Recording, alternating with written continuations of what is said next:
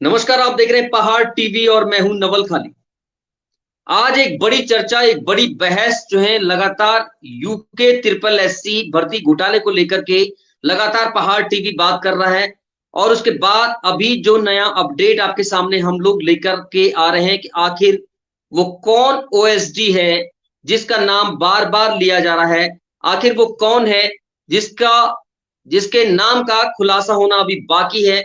वहीं पूर्व सीएम हरीश रावत जो कि सोशल मीडिया पर फेसबुक पेज पर लगातार माफी मांग रहे हैं। आखिर किस बात की वो माफी मांग रहे हैं? क्या इसके पीछे कारण है? और वो ओएसडी का चेहरा कौन है जिसे कि एसटीएफ ने अब सरकारी गवाह भी बना लिया है? कहीं न कहीं इस तरह की खबर लगातार आ रही है। हम आपको बताएँगे और पहले हम लोग एक बार अपने मेहमानों से आपका परिचय करवा दें। हमारे साथ विपिन केंतुरा भारतीय जनता पार्टी के प्रवक्ता हमारे साथ जुड़े हुए हैं। बहुत स्वागत है सर आपका। शिव प्रसाद सेमवाल जी हमारे साथ जुड़े हुए हैं यूकेडी से। बहुत स्वागत है सर आपका। सजेंद्र कठैत बेरोजगार एसोसिएशन से हमारे साथ जुड़े हुए हैं, महासचिव हैं। बहुत स्वागत है आपका। और हमारे ground zero reporter Amit Godiyal हमारे साथ जुड़े हुए हैं। बहुत स्वागत है आपका अमित गोदियाल जी। पहला सवाल भारतीय जनता पार्टी केंतुरा साहब से है, विपिन भाई से।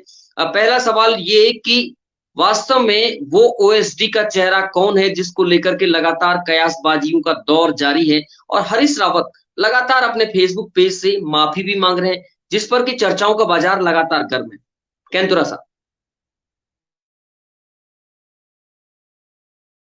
माफी क्यों मांग रहे हैं, क्या मांग रहे हैं, इस विषय पे तो हरीश रावत जी बता सकते हैं। कांग्रेस के प्रवक्ता स्पष्ट बता सकते हैं क्या है क्या नहीं है।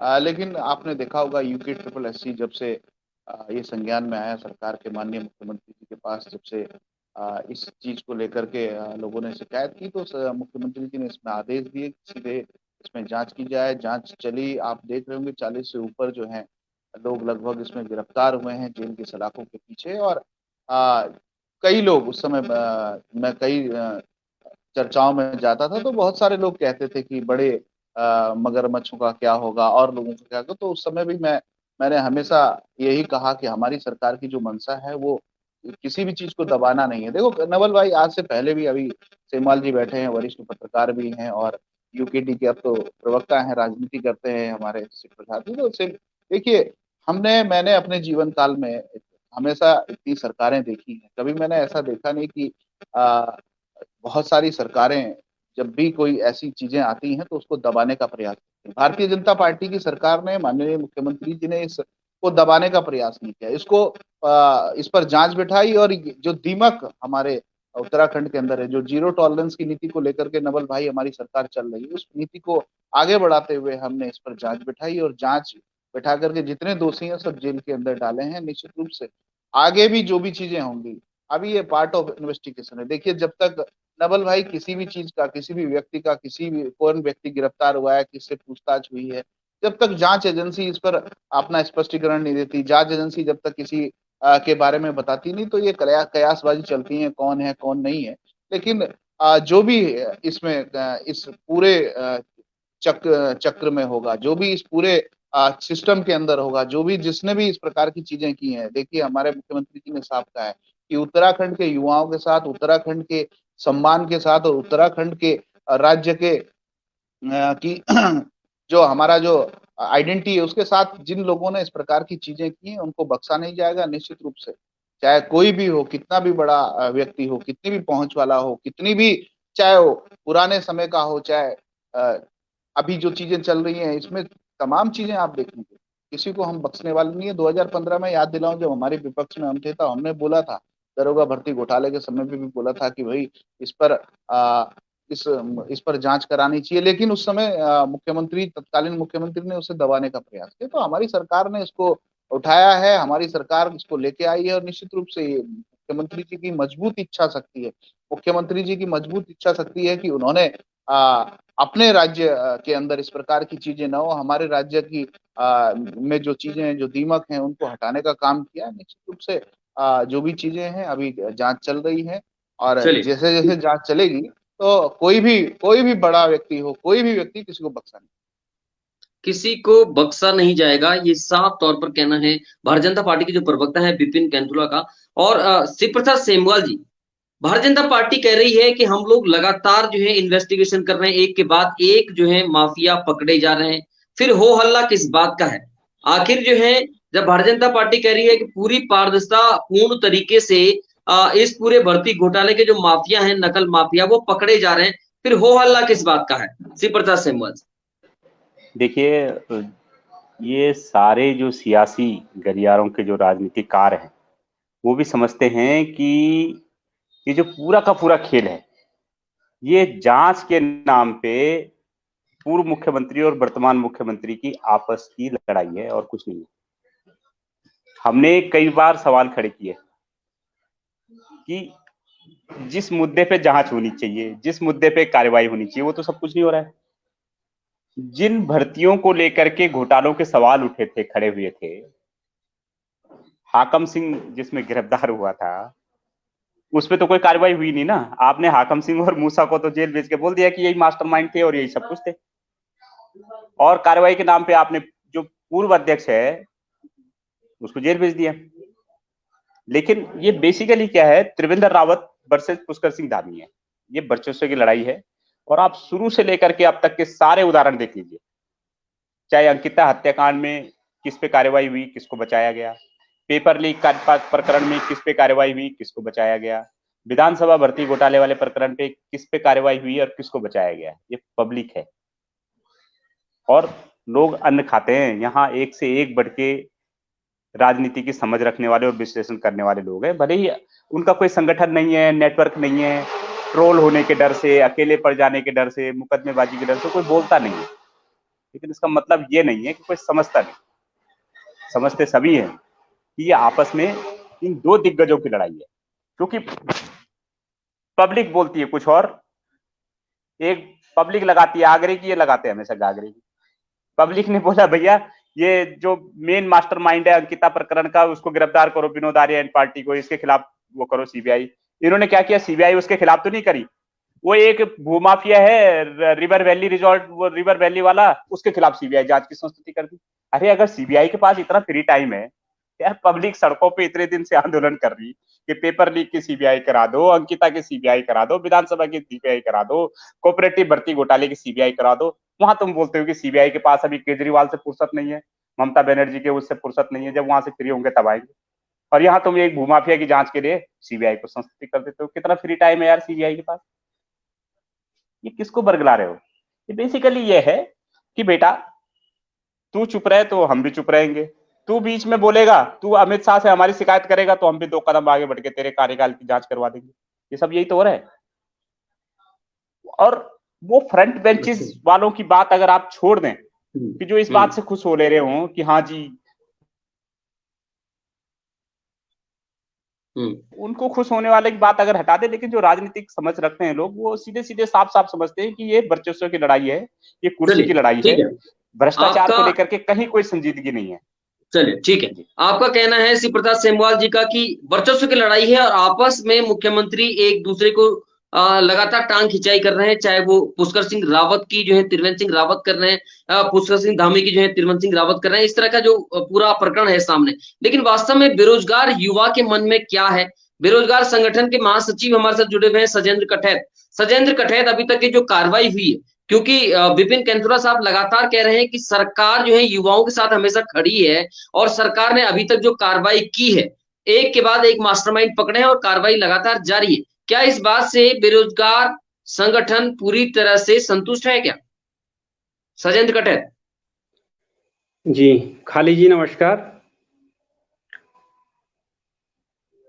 नवल जी, आपके चैनल के माध्यम से मैं ये बात स्पष्ट करना चाहता हूं कि 7 सितंबर को जो हमने मांग पत्र माननीय मुख्यमंत्री जी को प्रेषित किया था, जिसमें हमारी प्रमुख रूप से 12 सूत्रियां मांगी थी, क्योंकि उसके कुछ प्रकरण ऐसे हैं जो उसके बाद जिनके खुलासे हुए। तो यहाँ पर सरकार की स्थिति जो मंशा है वो स्पष्ट नहीं हो रही है। भाई, जो प्रकरण सबसे पहले खुले हैं, आप क्यों नहीं उनका समाधान करते? आपने सारे बच्चों को लाइन में खड़ा कर दिया, आपने उनको 2 वर्गों में विभाजित कर दिया और आपस में आप उनको आपस में लड़वा रहे हैं। आप अंग्रेजों की तरह नीतियां अपना रहे हैं कि फूट डालो और राज करो। भाई, सबसे पहले जिस प्रकरण से पूरे प्रदेश में भूचाल मचा हुआ है, स्नातक स्तरीय परीक्षा का, आप सबसे पहले उस प्रकरण को निपटाइए, उसका समाधान करवाइए। जो भी निर्णय होना है आप उसमें निर्णय लीजिए। अगर मुख्यमंत्री के अंदर नेतृत्व क्षमता नहीं, भाई आप निर्णय ले लीजिए, या तो निर्णय गलत होगा या सही होगा, लेकिन निर्णय तो लेना पड़ेगा ना। नेतृत्व क्षमता अगर आपके भीतर है तो आपको निर्णय लेने पड़ेंगे, कठोर निर्णय लेने पड़ेंगे। आप सभी पक्षों को संतुष्ट नहीं कर सकते हैं, पूरे प्रदेश के सभी लोगों को आप संतुष्ट नहीं कर सकते हैं, आपको निर्णय लेना होगा। आप चीजों को लंबित करके प्रदेश का नुकसान कर रहे हैं, युवाओं का नुकसान कर रहे हैं, युवा दिग्भ्रमित हैं, बार बार प्रश्न कर रहे हैं। दूसरा एक और प्रश्न मैं कहना चाहूंगा, नकल रोधी कानून से लेकर तमाम जो मुद्दे थे उसमें हमने मांग रखी थी, अभी तक 2 बार कैबिनेट की बैठक हो चुकी है, कोई बातचीत नहीं हुई, कोई संवाद सरकार के द्वारा जारी नहीं किया गया है। हम सरकार को पहले भी स्पष्ट कर चुके हैं कि अगर आप युवाओं से संवाद स्थापित नहीं कर पा रहे हैं तो आप उत्तराखंड बेरोजगार संघ के किसी साथी को आप लूप में लेकर, ये चीजें हो सकती हैं, लोकतंत्र है, आपको लोगों को साथ लेने में क्या दिक्कत है। आप बेरोजगार संघ के किसी साथी को ले लीजिए, उनको लूप में लेकर के सरकार जो संवादकारी है बीच में मध्यस्थता करके युवाओं से संवाद निरंतर रूप से बना रहे, ताकि युवाओं में जो शंका है वो ना फैले। अभी युवाओं को पता नहीं है पाठ्यक्रम क्या हो। सजेंद्र, मैं एक बात कहूंगा, जैसे बीजेपी के जो प्रवक्ता हैं उन्होंने कहा है कि सरकार जो है लगातार जो माफिया हैं, लगातार जो नकल माफिया हैं उनको लगातार पकड़ रही है, कार्रवाई लगातार हो रही है। इसको लेकर के क्या बेरोजगार संगठन संतुष्ट है कि कार्रवाई से संतुष्ट है क्या एसटीएफ की जो जांच है? नवल जी, उत्तराखंड के इतिहास में इस समय जो कार्रवाई हुई है अभी तक की कार्रवाई से हम संतुष्ट हैं, लेकिन कार्रवाई का जो तरीका है उससे हम असंतुष्ट हैं। बड़े बड़े लोगों पर हाथ डाले हैं, आईएफएस अफसर आपकी गिरफ्त में हैं, लेकिन वो रिटायर्ड हैं, और ये भी देखना होगा कि वो किस खेमे के हैं। मैं कुछ दस्तावेज मेरे हाथ में हैं। अभी उत्तराखंड सरकार ने शासन ने एक आदेश जारी किया था निदेशक सतर्कता अधिष्ठान को। इसमें उत्तर प्रदेश सार्वजनिक परीक्षा अनुचित साधनों की रोकथाम अधिनियम 1998 की धारा 3, धारा 45, धारा 7, 9 और 10, जबकि उसमें धारा 45 है ही नहीं, और इसमें लिखा है महत्वपूर्ण गोपनीय ये पत्र है। तो सरकार के जो अधिकारी हैं, जो बड़े बड़े ब्यूरोक्रेट्स, उनको ये चीजें देखनी चाहिए। उनकी इन्हीं गलतियों के कारण दोषी बाहर छूट रहे हैं। भाई प्रदेश की जनता कैसे यकीन करे आप पे। और इसमें मैं जो देख रहा हूं उसमें भ्रष्टाचार निवारण अधिनियम 1988 संशोधन 2018 की धारा 7A, 12, 13(1)A और 13(2) का जिक्र किया गया है।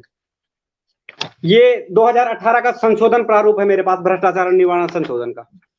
इसमें ये बिंदु अब जुड़ चुका है कि नकल, ये जो घूस देने वाले हैं, अब उनको भी दोषी माना जाएगा और उन पर कम से कम मिनिमम 3 साल और 10 साल तक की भी सजा होगी। स्नातक स्तरीय परीक्षा में अभी तक जितने भी नकलची पकड़े गए हैं, सरकार ने यह रुख स्पष्ट नहीं किया गया है कि उन पर क्या कार्रवाई होगी। क्या वो लोग लोक सेवा आयोग की भर्तियों में पुनः आवेदन करेंगे? क्या वो कल पटवारी बनकर दोबारा सिस्टम के अंदर जाएंगे? तो सरकार को ये चीजें स्पष्ट करनी चाहिए।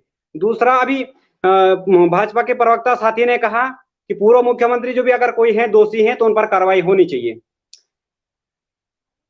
भ्रष्टाचार संशोधन अधिनियम 2018 में एक और प्रावधान है, उसमें यह है कि जो लोक सेवक हमारे हैं उन पर भ्रष्टाचार के लिए लोकपाल, राज्यों में लोकपाल और केंद्र में लोकायुक्त की मंजूरी की आवश्यकता है। आप प्रदेश में तो लोकपाल की आपने लोकायुक्त की नियुक्ति की नहीं है, तो आप इसमें कैसे कार्रवाई करेंगे ये स्पष्ट होना चाहिए। अब मैं कहता हूं वो महामानव महाप्राणी कौन थे? जब 2017 में भाजपा के घोषणा पत्र में यह बिंदु रखा गया था कि 100 दिन में लोकायुक्त की नियुक्ति होगी, और एक महामानव हमारे प्रतिनिधि बनकर आते हैं और कहते हैं कि इस प्रदेश में भ्रष्टाचार ही नहीं होगा। उन्होंने कहा हम ऐसी स्थिति पैदा करेंगे यहां भ्रष्टाचार नहीं होगा, जीरो टॉलरेंस होगा। उस व्यक्ति को भी जेल की सलाखों के पीछे डालना चाहिए। आज इस परिस्थिति के जिम्मेदार वो हैं। 2019 में अगर 2016 भर्ती की जांच 2019 में अगर उनके कार्यकाल में हो जाती तो आज ये स्थिति नहीं देखनी पड़ती। आपने युवाओं को 2 भागों में बांट दिया है, भाई भाई से बात नहीं कर पा रहे। और 2020 में भी वन आरक्षी भर्ती में जो गैंगस्टर लगने के बाद भी ऐसे लोगों के पीछे डालना होगा, चाहे वो कितने भी बड़े पद पर रहे हों।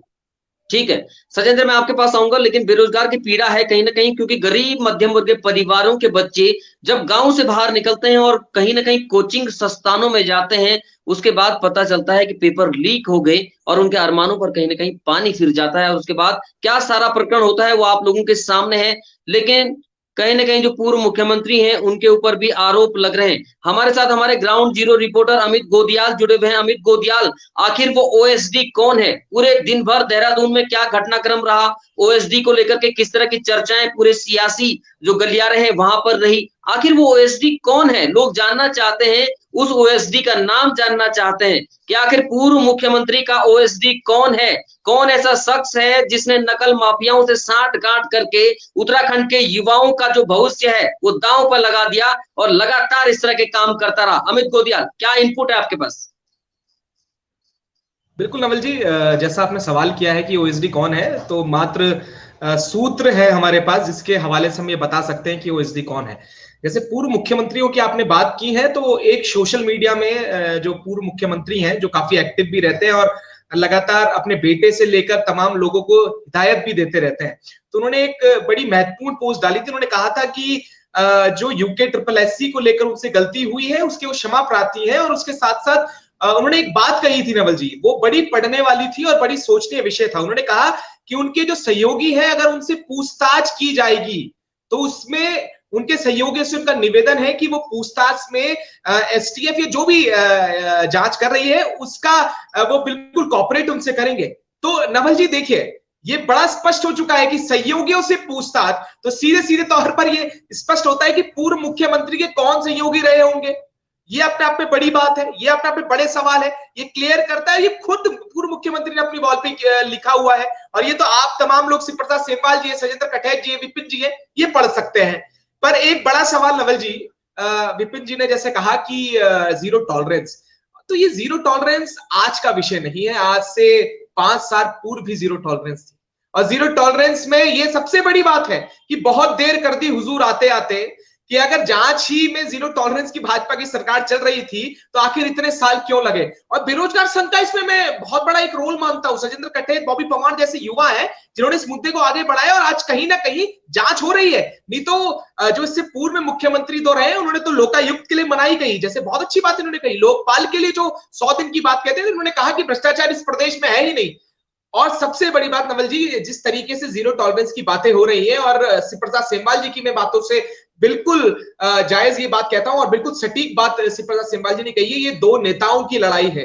ये त्रिवेंद्र सिंह रावत वर्सेस पुष्कर सिंह धामी इस प्रदेश में चल रहा है, और इसमें सबसे ज्यादा जो कहीं ना कहीं जो पिस रहा है वो यहाँ का युवा है, जो कहीं ना कहीं आस लगाए बैठा था कि उसकी परीक्षाएं होंगी, उसे नौकरी दी जाएगी, उसके लिए रोजगार के साधन जुड़ेंगे। पर ये लड़ाई का एक विषय बन चुका है। आपने ये क्रम अगर हम ध्यान से पढ़ेंगे और देखेंगे, इसे समझेंगे जो कुछ माह में हुए हैं, तो ये साफ लगता है। एक तरफ पूर्व मुख्यमंत्री त्रिवेंद्र सिंह रावत ये कहते हैं कि यूपी ट्रिपल एससी क्यों बनाया गया, उसकी बिल्डिंग बनाने वाले त्रिवेंद्र सिंह रावत साहब थे, उनकी पूरी ईंट रखने वाले त्रिवेंद्र सिंह रावत साहब थे, आज मुकर चुके हैं इस चीज से कि क्यों बनाया। यूपी से कितनी भर्तियां परीक्षाएं सही हुई है, हमारे सूत्रों से यह भी पता चला है कि कई भर्तियों में ऐसे लोग चुनाव उनका हुआ है जिन्हें लिखना तक नहीं आता है नवल जी। तो ये अपने आप में दुर्भाग्य है कि किसकी जांच करेंगे, आखिर कौन लोग वो हैं। अभी दरोगा भर्ती उससे पूर्व में भी परीक्षाएं हैं, जांच हो जाएगी तो 50% ऐसे लोग होंगे जो ऐसे सेटिंग गेटिंग से आगे आए हैं। बिल्कुल बिल्कुल ठीक है। अमित गोदियाल, विपिन कैंथुरा साहब जो है, एक बड़ा सवाल कहीं ना कहीं खड़ा होता है, क्या वास्तव में लड़ाई जो है भाजपा के जो पूर्व मुख्यमंत्री हैं, वर्तमान मुख्यमंत्री हैं, उनके बीच की है? क्योंकि त्रिवेंद्र सिंह रावत वो बात कहते हैं हमेशा जो पुष्कर सिंह धामी जिस बात को लेकर के यदि कोई पक्ष रखते हैं तो ठीक उसके विपक्ष में जो है त्रिवेंद्र सिंह रावत उस बात को रखते हैं। दूसरा, जो हाकम सिंह जैसे जो है भारतीय जनता पार्टी के खुद जिला पंचायत सदस्य, वो जो है यूके ट्रिपल एससी मामले में सामने आते हैं, और कहीं ना कहीं अब मामला जो है भारतीय जनता पार्टी के आपस का रह गया है। आपस में ही एक जो है मतभेद जो लगातार चल रहे हैं उसको लेकर के है, क्योंकि जिस तरह के सवालात लगातार हो रहे हैं। विपिन कैंथुरा साहब। हेलो, हाँ नवल जी भाई, जी जी। देखो नवल भाई, ये सब चीजें जो हैं कपोल कल्पित चीजें होती, ये अंदाजा होता है कि उसका इससे नहीं है, इसका उससे नहीं है, ये है वो है, ऐसा कुछ हमारी पार्टी के अंदर, हमारे सिस्टम में ऐसा कुछ नहीं है। सारी चीजें जिस प्रकार का दल होता है, अभी देखो मैं यूकेडी के बारे में अगर जो सोचूं, अगर जो आपको कहूँ, और आप भी गहनता से अगर जो उसकी टेंडेंसी और उसके इतिहास के बारे में, उनके दल के बारे में जाएंगे, तो वहाँ होता रहता है। वो कभी दिवाकर भट्ट को बनाते हैं, तो कभी त्रिवेंद्र पंवार को बनाते हैं, तो कभी काशी सिंह एरी को बनाते हैं।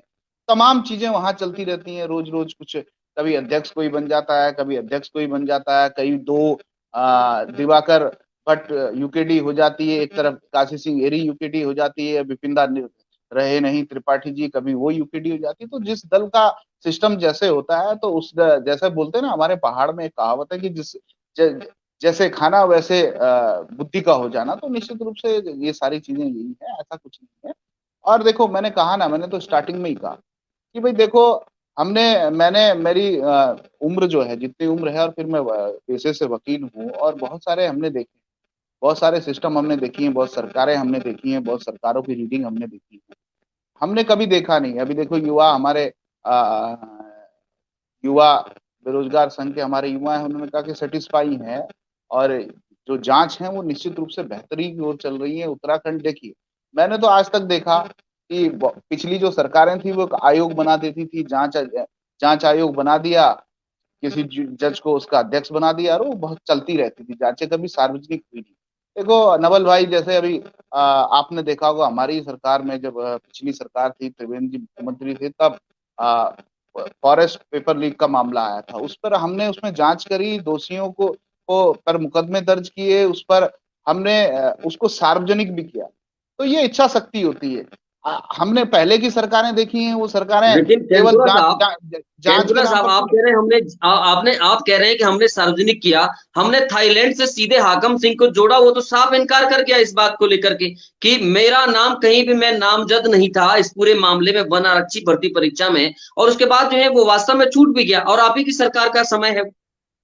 देखो नवल भाई, एक बात सुनो, अभी हाकम सिंह की बात है, हाकम सिंह कहाँ है? अपनी जगह में, ठीक जगह में उसको पहुंचा दिया गया है। और निश्चित रूप से हम इसकी पैरवी इतनी मजबूत करने वाली है सरकार की, न्यायालय में इतनी मजबूती से पैरवी करेंगे कि एक नजीर पेश होगी उस उत्तराखंड के अंदर, इस प्रदेश के अंदर। आप देखेंगे ना, मैंने कहा ना कि आप रीडिंग अगर जो करेंगे तमाम पुरानी सरकारों के, तो उनका दबाने का काम था कि किसी प्रकार से बदनामी ना हो, किसी प्रकार से हमारी सरकार की को दिक्कत ना हो। लेकिन हमारी भारतीय जनता पार्टी की सरकार ने, हमारे मुख्यमंत्री जी ने इन सब चीजों की परवाह न करते हुए उत्तराखंड राज्य के अंदर अगर जो किसी ने किसी प्रकार का गलत काम किया है, अगर जो हमारे राज्य का नाम खराब हुआ है, अगर जो हमारे राज्य के अंदर किसी प्रकार से ऐसी चीजें हुई हैं, तो उसको, उस पर जांच बैठा करके उसको सार्वजनिक रूप से जितनी भी चीजें होती हैं, जितने भी उसके लिए सजा होंगी, निश्चित रूप से सरकार उस पर कहीं भी कोई कोताही नहीं बरतने वाली। और देखिए, मैंने कहा ना कि ये किसी की लड़ाई नहीं है भैया, ये सब चीजें जो है लोग अपने हिसाब से करते रहते हैं। आप अपने दल के हिसाब से सोचते हैं, अपने विपक्ष के हिसाब से सोचते हैं कि जिस प्रकार से कांग्रेस के हाल है नवल, आप देखोगे कि कांग्रेस के हाल क्या है। कभी वहाँ प्रीतम सिंह जी को चश्मा पहनाने लगते हैं करण मेहरा, कभी करण मेहरा को प्रीतम सिंह चश्मे पहनाने लगते हैं, कभी अब हरीश रावत जी के बारे में कहेंगे तो हरीश रावत जी तो ऐसे इस प्रदेश के ऐसे नेता हैं कि जो सोशल मीडिया में, मीडिया की डार्लिंग एक शब्द होता है, बिल्कुल सोशल मीडिया की बिल्कुल आप वो बने हुए हैं, मीडिया के किस प्रकार से केंद्र बिंदु बने रहे। आप केंद्र बिंदु बनना चाहते हैं और उसमें कुछ भी कर लेते हैं। आप कभी अपने नेताओं के लिए वो बोल देते हैं, कभी अपने नेताओं के सिस्टम में बोल देते हैं, तो वो तो कुछ भी कहते रहते हैं। कभी कहते हैं कि मैंने पाप किया, गंगा को मैंने जो गंगा जो हमको मोक्षदायिनी गंगा है, उसको मैंने नहर घोषित किया, मैं माफी मांगता हूं। तो भाई आप पता नहीं कितने इस प्रकार की चीजें करते रहते हैं। आप शिव प्रसाद जी तो पुराने पत्रकार हैं, उनको याद होगा कि जब एनडी तिवारी जी बने तो उनकी भी लेग पुलिंग की, जब उनकी विजय भोगड़ा बने तो उनकी भी लेग पुलिंग की। तो उनको महारत हासिल है हरीश रावत जी को, इसलिए उनके विषय में तो वो कब क्या कहते हैं, क्या नहीं कहते हैं, मैं उस पर विपिन टिप्पणी केंद्र नहीं करता। एक सवाल आपसे, एक सवाल है कि युवा पूछना चाहता है, लगातार सवाल पूछना चाहता है कि एक तरफ आप जो है यूके SSS मामले में जो नकल माफिया हैं उनको जेल के अंदर डाल रहे हैं, दूसरी तरफ वो लगातार जमानत ले रहे हैं। 4 जो है लोगों की जमानत भी हो चुकी है। ऐसे में वास्तव में कैसे युवा विश्वास करेगा कि आज की डेट में जो लोग अंदर हैं वो जल्दी बाहर आ जाएंगे? और फिर से जैसे सजेंद्र ने कहा, उन लोगों के नाम क्यों नहीं सार्वजनिक किए जा रहे हैं, उन युवाओं के जिन्होंने पेपर खरीदा और उसके बाद जो है ये भर्ती परीक्षा दी? कहीं ना कहीं युवाओं के मन में ये विश्वास खत्म हो रहा है, इस बात को लेकर के कार्रवाई हो रही है, लेकिन उसके बावजूद जो है कुछ ही दिनों बाद जमानत हो जा रही है। विपिन भाई, देखो नवल भाई, हम एक संविधान के दायरे में आते हैं, हम एक संविधानिक देश हैं और संविधान को मानने वाले लोग। संविधान के अंदर न्यायपालिका, कार्यपालिका, विधायिका के तीनों के अलग अलग काम, और न्यायपालिका के अंदर जब कोई न्यायालय में जाता है तो उसके अधिकार भी बहुत सारे होते हैं। अब मैंने कभी, आप देखो, बहुत सारी चीजें होती हैं, बहुत सारे ऐसे केसेस होते हैं कि लोग जमानत में होते हैं, उसके बाद उनको सजा होती है। तो इसका मतलब जमानत पा जाना इसका मतलब ये नहीं कि आप बरी हो गए। जमानत पा जाना इसलिए आप ये नहीं कि आप दोष मुक्त हो गए। आपको जमानत मिल गई इसलिए ये नहीं सोच लेना चाहिए कि उसको उस पर कार्यवाहियां नहीं होंगी या न्यायालय उसको कंसीडर नहीं। न्यायालय के अंदर मजबूत पैरवी हम सब लोग करने वाले हैं। शिव प्रसाद जी और मैं तो कल किसी विपक्ष के नेताओं को भी कह रहा था कि वो कह रहे थे कि ऐसा होना चाहिए, वैसा होना चाहिए। मैंने कहा एसआईटी की जांच चल रही है, एसटीएफ की जांच चल रही है, जांच एजेंसियां जांच चल रही है। आपके पास कोई क्लू है, आपके पास कोई सबूत है, आपके पास कुछ ऐसी चीजें हैं कि जिससे जांच में और दोषियों को जो है सजा होनी चाहिए, और दोषी सलाखों के पीछे होने चाहिए, और दोषियों को, जो दोषी बच रहे हैं, जो अभी निगाह में नहीं है, तो आप लोगों के पास अगर जो ऐसी चीजें, तो आप जांच एजेंसियों को दीजिए। निश्चित रूप से जांच एजेंसियां उसको अपनी जांच में शामिल करेंगी। और मैं कह रहा हूं, देखिए मेरे मित्र हैं युवा बेरोजगार, हम किसी को जैसे वो आरोप लगा रहे थे बांटने वाटने के, कुछ ऐसा कुछ है नहीं। आप ही लोगों ने इस डिमांड को रखा था, आप ही लोगों की डिमांड पर जांच चल रही है। और निश्चित रूप से मैं मुख्यमंत्री जी के जिजीविषा को, मुख्यमंत्री जी के जिस प्रकार का निर्णय है उसको सलाम करते हुए ये कहूंगा कि भाई देखिए, आपने जिस प्रकार से चीजें आई हैं, हमने कुछ छिपाने का काम नहीं किया, ना ही दबाने का काम किया, चाहे किसी भी प्रकार की चीजें रही हो। और प्रदेश की जनता के आगे हमने रखने का प्रयास किया। निश्चित रूप से जो उत्तराखंड की जनता ने नवल भाई हम पर दोबारा से भरोसा किया है, उत्तराखंड की जनता ने जो इतिहास उत्तराखंड का था उसको बदलने का काम किया, तो उनकी बिल्कुल, उनको सेटिस्फाई इसीलिए तो अपेक्षाएं ज्यादा हैं विपिन केंद्रा साहब, इसीलिए अपेक्षाएं ज्यादा हैं, उत्तराखंड के युवाओं की अपेक्षाएं इसलिए ज्यादा हैं क्योंकि दोबारा चुन के जो है भारतीय जनता पार्टी की सरकार को जो है उत्तराखंड की ताजपोशी कहीं ना कहीं भारतीय जनता पार्टी की है। शिव प्रसाद सेमवाल जी, भारतीय जनता पार्टी का कहना है कि पूरी तरह पारदर्शिता पूर्ण यूके ट्रिपल एससी का मामला जो है सरकार उसको पूरी तरह से जो है वॉच कर रही है, लगातार देख रही है, एसआईटी अपना काम कर रही है। फिर लगातार यही बात फिर से उठ के आ रही है कि आखिर कमी कहां है, किस बात को लेकर के आप लोगों का विरोध है। विपिन केंद्रा साहब कह रहे हैं कि भाई विरोध किस बात का, जब सारी चीजें स्पष्ट तरीके से हो रही हैं तो फिर विरोध किस बात का। चलो पॉइंट वाइज बात कर लेते हैं। ये बेसिकली मैंने पहले ही कहा था, एक तो पॉइंट पे बात करेंगे, इसमें यूकेडी क्या है, यूकेडी के एरी जी क्या है, दिवाकर जी क्या है, इससे फुटेज खराब होती है, टॉपिक से बातें होती हैं। हम कुछ नहीं है, मान लिया हम कुछ नहीं है, हम केवल वर्तमान में जो सिनेरियो है उसकी बहस करेंगे। जो टॉपिक दिया गया, त्रिवेंद्र जी के लिए बोल दिया आपने, पुष्कर सिंह धामी जी के लिए बोल दिया, भाई साहब हमने बोल दिया भ्रष्टाचारी है, सबसे बड़ा बताओ ना। अरे दिवाकर भट्टी के पास भाई साहब देखो फुटेज मत खाओ, मैं बोल रहा हूँ ना, मैं बोल रहा हूँ ना, चीजें लेके आओ, अपने टाइम पे बोल लेना सर, अपने टाइम पे बोल लेना, अपने टाइम पे। आप ये कह रहे हैं ना, आप ये कह रहे हैं कि आपने यूकेडी, अब यूकेडी के लिए बोल दिया तो मैं माइक म्यूट कर लेता हूँ। ऐसा नहीं है भाई साहब, आप कुछ भी बोले और हम अगर जो कुछ बोले तो आप इस प्रकार से नाराजगी बीच में नहीं बोलोगे, लेकिन बीच में नहीं बोलोगे, जो मर्जी बोलो, पॉइंट बात कीजिए, point two point. Trivendra Rawat का आज के अखबार में बयान सारी दुनिया ने पढ़ा कि यूके ट्रिपल एससी को बनाने वालों की मंशा साफ नहीं थी। यूके ट्रिपल एससी का बड़ा भवन जो चमकता हुआ बना रखा है, किसने बनाया? सिर्फ एक भर्ती हुई है बीपीडीओ बीडीओ की हरीश रावत के कार्यकाल में। इसके अलावा जो तमाम भर्तियां हुई है किसके कार्यकाल में हुई? जो सचिवालय में रणवीर सिंह चौहान के अपर मुख्य सचिव की अध्यक्षता में जो जांच कमेटी बनाई गई थी, किसके कार्यकाल में बनी? उस जांच कमेटी पर कार्रवाई नहीं होने दी, किसके कार्यकाल में नहीं होने दी गई? ओएमआर सीट पे गड़बड़ी का मुकदमा किसके कार्यकाल में दर्ज हुआ? किसके कार्यकाल में पाया गया कि ओएमआर सीट की खराबी है? किसने कार्रवाई नहीं हुई? किसने बांधे रखे विजिलेंस के हाथ? किसने मंगलौर में जब मुकदमा दर्ज हुआ था पेपर लीक प्रकरण में, तो अपने जो चेला है हाकम सिंह, उसका नाम हटवाया था उस एफआईआर से? क्यों हटवाया था? किसके कार्यकाल में हटवाया गया था? ये जो यूके ट्रिपल एससी के तमाम घोटाले हैं, यूके ट्रिपल एससी ने 10 बार बोला कि हमें स्टाफ दो, यूके ट्रिपल एससी ने 10 बार बोला कि भैया ये जो परीक्षा कराने वाली एजेंसी है इसका कार्यकाल पूरा हो गया है। यूके ट्रिपल एससी ने 10 बार आपको बोला कि साहब इस पे कार्रवाई कर लो। यूके ट्रिपल एससी ने 10 बार रिमाइंडर भेजे विजिलेंस को कि भैया जो शिकायत की थी उसका क्या हुआ, किसने रोका? और आज सूर्यधार घोटाले का जो चीफ है सिंचाई विभाग का डीके सिंह, वो सस्पेंड हो गया है। किसका घोटाला था ये? वो इसका घोटाला था जिसने कहा लोकायुक्त की जरूरत नहीं है क्योंकि घोटाले नहीं हो रहा है, और आज वो सस्पेंड हो गया। ये सब बातें।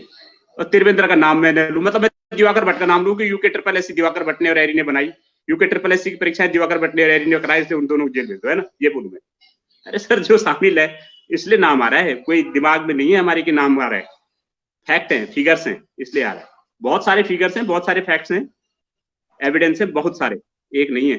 चलो छोड़ो, मैं जो कह रहा हूं कि पॉइंट पे बात करते हैं। पॉइंट ये है, अगर एक पहला पॉइंट पकड़े पेपर लीक वाले मामले को, पेपर लीक वाले मामले में जिन परीक्षाओं को निरस्त करने की मांग की जा रही थी कि इनमें इनके जो 50 से ज्यादा आरोपी जिसके जेल चले गए, उसकी तो तुम यार परीक्षा निरस्त नहीं कर रहे हो। और जिसका तुमने बयाना पकड़ लिया, जिसमें अभी तक सवाल भी खड़े नहीं हो रखे, उनके तुमने परीक्षाएं निरस्त कर दी, जिनकी मांगी नहीं थी। जिसमें अभी तक ज्यादा सवाल खड़े नहीं हुए और जिसका तुम एक चूहा तक नहीं पकड़ा, उसको तो तुमने बोल दिया परीक्षाएं रद्द कर दो। और जिस पेपर लीक प्रकरण में 50 से ज्यादा गिरफ्तारियां हो गई, वो तुम रद्द नहीं कर रहे हो यार। क्यों भाई?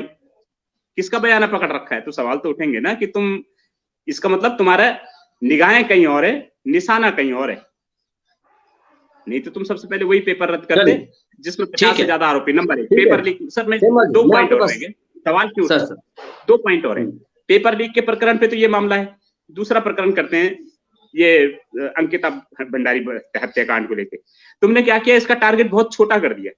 तुमने कहा यार ये तो फंसी गया पुलकित, अब इसको पुलकित और अंकिता के बीच का मामला बना करके उसको निपटा दो नीचे नीचे। बाद में वो बोल देंगे कि जी हमने धक्का नहीं दिया था, उसने खुद छलांग मार दी। इस बात पे एसटीएफ एसआईटी ने कोई जांच नहीं की है कि वो जो सीडी के पास जो खून गिरा हुआ था वो पूरी दुनिया ने देखा। रिजॉर्ट के पास सीडी के पास जो खून गिरा हुआ था वो सबने देखा, लेकिन क्या एसटीएफ या एसआईटी ने इसका संज्ञान लिया? क्या पूछा ये खून किसका था? बताया पब्लिक को किसका खून था? नहीं। किसको बचाने की साजिश हो रही है? अंकिता वाला केस हटा दीजिए। चलो तीसरा पॉइंट लेते हैं, आपका विधानसभा भर्ती घोटाला। तुमने जो भर्ती हो गए उनको तो तुमने बाहर करके राज्यपाल के आगे भी नतमस्तक हो गए, पापा जी का भी आशीर्वाद ले लिया कि जी हमने बहुत बड़े ईमानदार हो गए, हम बैकडोर भर्तियों को बाहर कर दिया। लेकिन जिसने बैकडोर भर्तियां की उनके खिलाफ तुमने कोई कार्रवाई नहीं किया, उनको तुमने क्लीन चिट दे दी। वो छाती चौड़ी होकर कह रहे हैं कि मुझे मैं आपके पास आ रहा हूँ सर, मैं आपके पास आ रहा हूँ क्योंकि विपिन केंतुरा जी शायद जो है डिबेट में अभी नहीं है। अनुकृति गुसाई हमारे साथ जुड़ चुकी हैं कांग्रेस पार्टी से, बहुत स्वागत है अनुकृति गुसाई जी, यदि मुझे सुन पा रही हैं, बहुत स्वागत है आपका पहाड़ टीवी पर। अनुकृति गुसाई जी, यूके ट्रिपल एससी को लेकर के युवाओं के मन में लगातार आक्रोश है, युवा सीबीआई जांच की मांग कर रहे हैं। सरकार कह रही है कि जो है जो एसआईटी जो जांच कर रही है, एसटीएफ जो जांच कर रही है, वो लगातार सही दिशा में जा रही है। कांग्रेस पार्टी या अनुकृति गुसाई किस रूप में इस यूके ट्रिपल एससी घोटाले को देख रही है? क्या वास्तव में उत्तराखंड के युवाओं के साथ न्याय हो पा रहा है? किस रूप में इसको देख रही है अनुकृति गुसाई?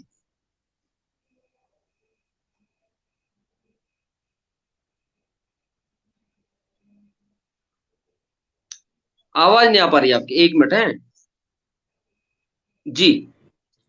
जी नवल भाई, मैं कह रही हूँ कि सबसे पहले मैं ये कहना चाहती हूँ कि यूके ट्रिपल एससी का जो मामला है उसको किसी भी दल से जोड़ के मैं नहीं देख रही हूँ, ना मैं कांग्रेस, बीजेपी, यूकेडी, सिंपल है, किसी भी राजनीतिक रूप से अगर आप उसको नहीं देखना चाहिए। ये आज उत्तराखंड के युवाओं की बात है, उत्तराखंड के भविष्य की बात हम कर रहे हैं। एक देवभूमि, उत्तराखंड जो देवभूमि है, जिसको देश और दुनिया में लोग गंगा यमुना से इसकी पहचान है, हिमालय से इसकी पहचान है। लोग कहते थे हिमालय कभी झुक नहीं सकता।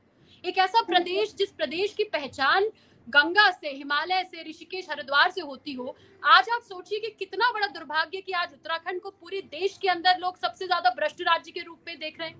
और ये बात मैं आपसे इसलिए कह रही हूँ क्योंकि ये बात समझना महत्वपूर्ण है। आज अगर मैं कांग्रेस के रूप से बोलूं, बीजेपी की तरफ से बोलूं, यूकेडी की तरफ से बोलूं, मुझे नहीं लगता कि ये महत्वपूर्ण है। आज महत्वपूर्ण ये है कि हमारे प्रदेश के अंदर आज हमारे युवा साथियों के साथ जिस तरीके का अत्याचार किया जा रहा है, और जिस तरीके से मैं यूके SSS को देखती हूँ, सबऑर्डिनेट सिलेक्शन सर्विस कमीशन को देखती हूँ, एक भरोसा हर बच्चा जो भी युवा बच्चा होता है, एक भरोसा कमीशन के ऊपर होता है। देखिए, जब हम रेगुलर, मैं इसको बहुत आम भाषा में कहूंगी कि जब भी हम किसी कमीशन से निकले हुए व्यक्ति की तरफ देखते थे तो एक भरोसा रहता था कि भाई इस आदमी ने या इस व्यक्ति ने कमीशन क्लियर किया होगा, तो उस पर भरोसा होता था और गर्व का अनुभव होता था कि भाई अगर यहाँ पे SDM को यहाँ है माना, या कोई भी हम जिससे कहेंगे, हमें लगता था नहीं भाई ये कमीशन क्लियर करके आया है तो ये बंदा टैलेंटेड होगा, इस व्यक्ति में कोई बात होगी। आज जो हम जिसे कॉन्फिडेंशियलिटी कहिए या विश्वसनीयता कहिए, वो खत्म होती जा रही है। अब कौन कमीशन पे भरोसा करेगा? आज कोई SDM भी होगा, आदमी कहीं ना कहीं आज उत्तराखंड के अंदर सोचता होगा कि ना जाने ये कौन सी कितना घूस देकर आया होगा, किसी को कमीशन देकर आया होगा। तो सबसे महत्वपूर्ण बात यह है इसमें कि जो एक कमीशन पे, जो सबऑर्डिनेट सिलेक्शन सर्विस कमीशन पे जो विश्वास युवाओं का था, वो खत्म होता जा रहा है। और उत्तराखंड की जो पहचान है वो मैं सोचती हूँ सबसे बड़ा दुर्भाग्य है कि हमारे प्रदेश की पहचान आज एक ऐसे राज्य के रूप में देश के अंदर हो रही है जिसमें लोग कह रहे हैं कि उत्तराखंड आज युवाओं के साथ गलत करने वाला भ्रष्ट राज्य है। तो ये अपने आप में एक सोचनीय बात है। देखिए, जहां तक अब आप सरकारों की बात है, जिस तरीके से आप कह रहे हैं कि कांग्रेस पार्टी इसे कैसे देखेगी, मैं कहती हूँ बात कांग्रेस पार्टी की भी नहीं है। बात है कि आज सारे युवाओं को एक साथ खड़े होकर इस चीज के खिलाफ आवाज उठानी चाहिए। अब जहां बात मैं अभी सुन भी रही थी कि भाई साहब ने बात करी कि STF जांच कर रही है, आप मुझे बताओ कि जब हम कह रहे हैं कि यूके SSS में इतना घोटाला हुआ है, हो सकता है पकड़ा भी गया हो, तो जो STF में जो ऑफिसर्स होंगे वो कहाँ से आ रहे होंगे? वो भी कमीशन देकर आए होंगे ना। मैं जो बात आपसे कहना चाह रही हूँ, जब लोगों का भरोसा कमीशन से उठ गया है तो STF के ऊपर लोग आज कैसे भरोसा करेंगे? तो जो मुझे सबसे बड़ा मुद्दा या सबसे बड़ा जो महत्वपूर्ण पॉइंट इस पे यही है कि एक कॉन्फिडेंशियलिटी को इसमें खत्म किया गया है। दूसरी चीज, आज इसकी CBI जांच जरूर होनी चाहिए, क्योंकि अगर आज ये इंसाफ हमारे बच्चों के साथ, आने वाले युवा पीढ़ियों के साथ नहीं किया जाएगा, उनके भविष्य के साथ नहीं किया जाएगा, तो आप सोचिए कि एक एस्पिरेशनल यूथ होता है। जब हम अपनी युवा अवस्था में होते हैं तो सभी लोग बहुत एस्पिरेशनल होते हैं, अपने करियर में कुछ ना कुछ करना चाहते हैं। और देखिए, जब कोई भी व्यक्ति किसी गरीब परिवार से आता है, मध्यम वर्ग परिवार से आता है, तो कमीशन क्लियर करना, अफसर बनना, ये एक सपना होता है। देखिए, और उत्तराखंड के अंदर अगर हम देखेंगे, मैं विशेषकर पहाड़ की बात करना चाहती हूँ। हमारे पहाड़ों में जो परिवार है, गरीब परिवार है, मध्यम वर्ग परिवार है, और वहाँ हमेशा माता पिता यही आपको सिखाते कि नहीं भैया PCS की तैयारी कर लो, भाई कमीशन निकाल दो, तुम कमीशन निकालोगे तुम्हारी जिंदगी अच्छी होगी, तुम्हारे परिवार के लिए अच्छा हो जाएगा, कल तुम अपनी बहन की शादी करा पाओगे। ना जाने कितने सपने युवा जो है वो कमीशन एग्जाम को लेकर सोचते हैं और कितने सालों से तैयारी करते हैं। तो नवल भाई, आज सोचने वाली बात यही है कि अगर इस तरीके का अत्याचार, और इसको तो मैं कहूंगी कि दुर्भाग्य, अगर हमारे युवाओं के साथ आज प्रदेश के अंदर हो रहा है, तो शायद इससे बड़ा निंदनीय और इससे बड़ा दुर्भाग्य उत्तराखंड का कुछ नहीं है। बिल्कुल। और हमारे साथ बेरोजगार संघ के जो सजेंद्र कठैत महासचिव जुड़े हुए हैं। सजेंद्र कठैत जी, भारतीय जनता पार्टी के प्रवक्ता ने आपकी बात का बिल्कुल भी जवाब नहीं दिया कि लोकायुक्त की मांग को लेकर के जब प्रश्न उठा कि वास्तव में प्रदेश में भ्रष्टाचार की रोकथाम के लिए जिस लोकायुक्त को लेकर भारतीय जनता पार्टी ने अपने जो है घोषणा पत्र में ये बात रखी थी, जिसके नाम पर वोट मांगे थे, आखिर वो लोकायुक्त कहाँ चला गया? इस लोकायुक्त को लेकर के कुछ लोग लगातार लंबे समय से आंदोलन भी कर रहे हैं, लेकिन सरकार उसे ठंडे बस्ते में डाल रही है। सजेंद्र कठैत, भारतीय जनता पार्टी का कहना है कि जो है STF जब पूरी तरह से जांच कर रही है तो आखिरकार युवाओं को भरोसा क्यों नहीं है भारतीय जनता पार्टी के ऊपर? क्यों जो है युवा बार बार सड़कों पर उतर करके विरोध प्रदर्शन शुरू कर रहा है? क्या इसके पीछे कारण है? आखिर वो कौन से सवाल हैं जिनके जवाब वास्तव में सरकार को देने चाहिए, पर वो जवाब जो है युवाओं को नहीं मिल पा रहा है? सजेंद्र कठैत। नवल जी, सबसे पहले तो मैं आपसे अपील करना चाहूंगा कि अगली बार जब हम किसी चर्चा में जुड़े, क्योंकि बहुत मुश्किल से समय निकाला है, अध्ययन ही कर रहा था मैं, तो मैं कह रहा हूं कि मैं चाहता हूं कि अगर आप लोग चर्चा करें तो चर्चा का भी एक दायरा बदलना चाहिए, क्योंकि पहाड़ टीवी हमेशा जनहित के मुद्दों को उठाता रहा है, छात्रों के मुद्दों को उठाता रहा है। तो मैं चाहता हूं कि जो ये चर्चा है, चर्चा का तौर तरीका बदले। भाजपा कांग्रेस में अगर हमारा 10 मिनट भी व्यर्थ होता है तो इससे मैं समझता हूं किसी निष्कर्ष पे हम नहीं पहुंचेंगे। तो इन सब चीजों को मैं चाहूंगा कि अगली बार से श्रेणियां बने चर्चाओं की। अगर बेरोजगार संघ के आप साथियों को मंगवाते हैं तो बेरोजगारों से संबंधित मुद्दे पर ही बात हो। अंकिता भंडारी प्रकरण पर बात होनी है तो उसी प्रकरण पर बात हो। बातों को इधर उधर ना करवाया जाए भाजपा कांग्रेस की आड़ में। मेरा स्पष्ट रुख है, उत्तराखंड बेरोजगार संघ का स्पष्ट रुख है। सबसे पहले जिस भर्ती के कारण ये भूकाल मचा हुआ है, ये भूचाल आया है प्रदेश में, स्नातक स्तरीय परीक्षा पर सरकार जल्द से जल्द निर्णय ले। निर्णय जो भी लेना हो, लेकिन सरकार निर्णय लेने का प्रयास करे, निर्णय लेने का दम दिखाए। अगर आप युवा मुख्यमंत्री हैं तो आप ये साहस दिखाइए कि आपके अंदर निर्णय लेने की क्षमता है। दूसरा, ये मेरे हाथ में Uttar Pradesh public examination prevention of unfair means act 1998 है। 1998 में उत्तर प्रदेश में सार्वजनिक परीक्षाओं में अनुचित साधनों से जो गड़बड़ियों के माध्यम से जो लोग परीक्षाओं में दाखिल होते थे या चयनित हो जाते थे, उनकी रोकथाम के लिए कानून बना था। क्या 2000 से 22 वर्षों में इस प्रदेश में एक भी ऐसा अधिकारी पैदा नहीं हुआ जिसको लगे कि भाई इस एक्ट को बदला जाना चाहिए? आप यूपी के एक्ट से चल रहे हैं। इसमें मैं आपको जो अभी ऐसा पुलिस दरोगा के लिए शासन द्वारा जो ये पत्र निकाला गया है, इसी से संबंधित मैं बता रहा हूं। इसमें धारा 9 का जिक्र किया गया है। सेक्शन 9 क्या कहती है? Chapter 3 penalty and procedure, whoever contravenes or attempts to contravene or abets the contravention of the provisions of section 3 shall be punished with imprisonment for a term which may extend to 3 months or with fine which may extend to 2000। मतलब 15 लाख देकर जो व्यक्ति नौकरी लगता है उसके लिए 3 महीने की सजा और 2000 जुर्माना। आप उसको कैसे जेल में रखोगे? हम इसीलिए मांग कर रहे हैं कि आप सबसे पहले कानून बनवाइए, सख्त कानून बनवाइए। 98 का आप उत्तर प्रदेश के कानून से उत्तराखंड में आप, मेरी बड़ी शिकायतें हैं अपने जनप्रतिनिधियों से। क्या इन 22 वर्षों में एक भी विधायक ऐसा पैदा नहीं हो पाया इस देवभूमि में जिसको लगे कि सार्वजनिक परीक्षाओं में इतनी गड़बड़ियां हो रही हैं? 2014 में जब बीडीओ परीक्षा की विज्ञप्ति निकली और 2016 में जब उसमें गड़बड़ियां हुई, उस समय भी हम सड़कों पे थे। 2018 में एक महापुरुष ने युवाओं पर बहुत बर्बरता से लाठीचार्ज किया और उन्हीं महापुरुष ने यह भी कहा कि इस प्रदेश में लोकायुक्त की आवश्यकता नहीं है क्योंकि हम ऐसी व्यवस्था बनाएंगे कि यहां भ्रष्टाचार नहीं होगा।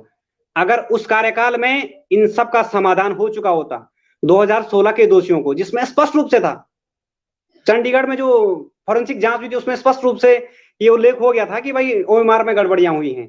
अगर 2018 में ये होता तो आज 2022 में छात्रों को 2 गुटों में नहीं बंटना पड़ता, भाई भाई का दुश्मन नहीं होता। ठीक है। तो मैं सजेंद्र भाई पार्टी के माध्यम से नवल जी मेरी अपील है आपसे कि सबसे पहले जो बेरोजगारों के मुद्दे हैं, जो परीक्षाएं सरकार सूची तैयार करे निर्विवादित और विवादित परीक्षाओं की, जिनमें कोई भी दिक्कतें नहीं है, उनकी चयन प्रक्रिया आगे बढ़ाई और तत्काल सबसे पहले परीक्षाओं पर निर्णय ले, साथ साथ दोषियों पर भी कार्रवाई करते रहे और दोनों चीजें पैरेलल चलती रहे। ठीक है। सजेंद्र कठैत जी, आपने अभी जिक्र किया भारतीय जनता पार्टी और कांग्रेस या फिर जो है यूकेडी या अन्य राजनीतिक दलों का, लेकिन राजनीति से कहीं ना कहीं ये रास्ते जो निकलते हैं, क्योंकि हम लोग जो है जनप्रतिनिधि को चुनते हैं और उसके बाद कहीं ना कहीं आगे भेजते हैं और उन्हीं को डिबेट में इसलिए बुलाया जाता है ताकि जो है इस बात को वो आगे रखें, युवाओं की जो बात है उस पर जो है कम से कम कुछ ना कुछ मंथन करें और कुछ ना कुछ निर्णय उस पर निकले। इसीलिए जो है डिबेट करवाई जाती है, इसीलिए डिबेट में सारे जनप्रतिनिधि को बुलाया जाता है, जो बुद्धिजीवी समाज है उसको भी बुलाया जाता है ताकि कुछ ना कुछ निचोड़ निकल सके, कुछ ना कुछ जो है मंथन के बाद कुछ ना कुछ सुझाव उस पे आए और कुछ ना कुछ जो है निष्कर्ष निकल सके।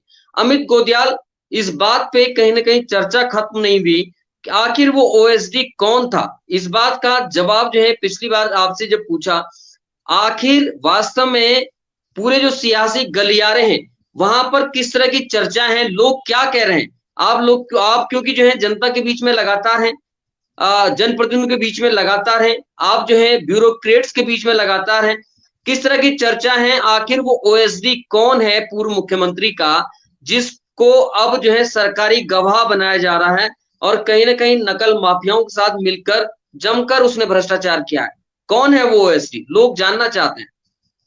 बिल्कुल नवल जी, जैसे आपने पूर्व में भी प्रश्न किया था और मैंने पूर्व में भी ये बात बताई थी आपको कि पूर्व मुख्यमंत्री के ओएसडी कौन है, वो कहीं ना कहीं अभी कयास लगाए जा रहे हैं और वो कयास जब तक जांच नहीं हो जाती, जब तक एसटीएफ खुद आगे आके नहीं ये क्लियर कर देती कि ये व्यक्ति कौन है। पर हाँ, ये जरूर है कि कांग्रेस पार्टी के जो पूर्व मुख्यमंत्री रहे हरीश रावत, जब ये पूरा प्रकरण हुआ उसके बाद माफी जब उन्होंने सोशल मीडिया पे मांगी है, उसके बाद से ही उन्होंने एक पोस्ट लिखी जिसे लेकर बड़ी चर्चाएं थी। और जो बुद्धिजीवी वर्ग है वो इसे इस तरीके से देखता है कि किस तरीके से पूर्व मुख्यमंत्री का ये बयान आना, उसके बाद उस बयान में ये भी लिखना कि जो उनके सहयोगी थे और जो उनके साथी थे, जो उस दौरान पे उनके साथ थे, वो अगर किसी भी जांच में, किसी भी इस प्रक्रिया में अगर उनसे पूछताछ होती है तो उस चीज में वो कॉपरेट करेंगे।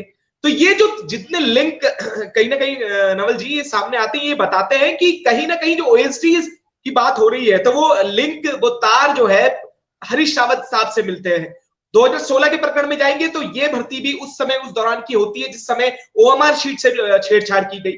ये अपने अपने बड़े सवाल है। तो ये कहीं ना कहीं जो सारे लिंक्स हैं वो हरीश रावत की ओर इशारा कर रहे होते हैं। पर नवल खाली जी, इसमें एक बड़ा प्रश्न मैं लेता हूँ। सुजिंदर कटेत जी तो चले गए, शायद अभी बीच हमारे नहीं है, पर एक बड़ा सवाल है इस प्रदेश में, जहां विपिन जी भी चले गए क्योंकि शायद जवाब जो है वो देने में समर्थ नहीं थे।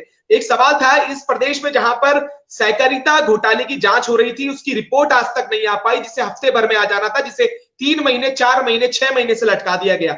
इस प्रदेश में जहां उत्तराखंड ओपन यूनिवर्सिटी में इतना बड़ा घोटाला हुआ, उसे सबने दबा दिया। उसके बाद उसका क्या हुआ कोई नहीं जानता। यहाँ पर सोवन सिंह जीना यूनिवर्सिटी में अवैध नियुक्तियां हुई, उसके बारे में कोई पूछताछ नहीं। जहां पर यूके SSS जो कमीशन ने परीक्षाएं कराई है, उसमें घोटाले हुए, उसमें निलंबन हुए, उसमें तमाम प्रक्रिया हुई। वही विधानसभा, अगर घोटाले की बात करेंगे, वहां पर विधानसभा अध्यक्ष पे जो उनके पावर्स थी उन्होंने वो वहां पर रखी, उस पर कोई कार्रवाई नहीं, क्योंकि मंत्रियों का प्रदेश बन चुका है।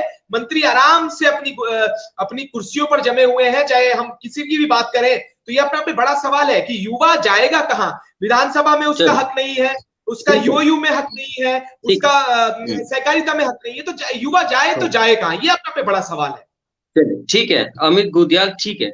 एक बड़ा सवाल है, जितने लोग अभी देख रहे हैं आपको बता दें कि क्या वास्तव में उत्तराखंड का आम जनमानस भी इस चीज का आदी हो चुका है? उसको घपले जो घोटाले हैं लगातार 2002 से जब से राज्य निर्माण हुआ है, उसके बाद एक घोटाले उसके सामने आए हैं, तो क्या वो उन चीजों का आदी हो चुका है कि अब वो घोटालों की बात सुनता है लेकिन उसको भी कोई फर्क नहीं पड़ता? शिव प्रसाद सेमवाल जी, आप लगातार अलग जगाने की बात करते हैं कि जनता के भीतर अलग जगाई जाए और कहीं ना कहीं जनता को भी झकझोरा जाए कि 22 वर्षों के भीतर जो घपले घोटाले उत्तराखंड के भीतर हुए हैं, आपको क्या लगता है, क्या वास्तव में उत्तराखंड की जनता को इतनी आदत हो चुकी है अब घोटालों की कि उत्तराखंड की जनता भी अब जो है एक तरह से उन्होंने ये मान लिया है कि नेताओं का काम ही घपले घोटाले करना है, इसलिए जो है वो इस बात की ओर ध्यान नहीं देते?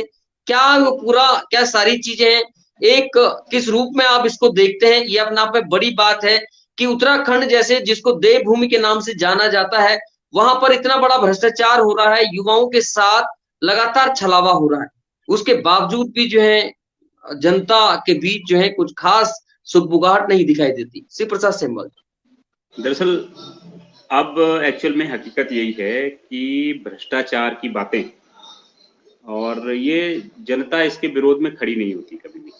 जनता विरोध में तब खड़ी होती है कि जब जनता को उसका हक नहीं मिलता, मतलब उसका हिस्सा नहीं मिलता, उसका कट नहीं मिलता। अगर पब्लिक भी सिंगल विंडो नहीं है, उन्होंने कहा तुम भी खाओ हम भी खाएं, जियो और जीने दो, खाओ और खाने दो, फिर सब खुश रहते हैं, पब्लिक भी खुश है। अभी इलेक्शन के टाइम पे जब पब्लिक अपना कट पहले ही मांग लेती है, अपना दारू, मुर्गा, साड़ी, ढोलक, चिमटे, क्रिकेट की किट, पैसा, मुर्गे, पार्टियां, कौन लोग है जो इसको मना करता है?